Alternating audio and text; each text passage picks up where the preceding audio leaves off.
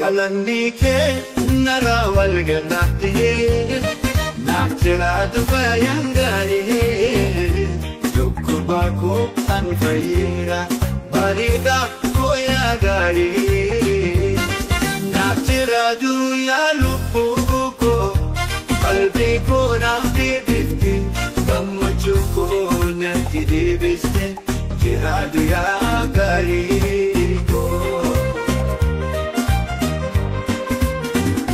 Alaa jiru waan naaf kabbate guyyaan gudilchaa fiide yaadataa koo ilma gaarii guddaa kumaaf furii naaf jiraadhu yaa lubbuu koo qalbii koo naaf deebifte gammachuu koo natti deebiste jiraadhu yaa gaarii koo.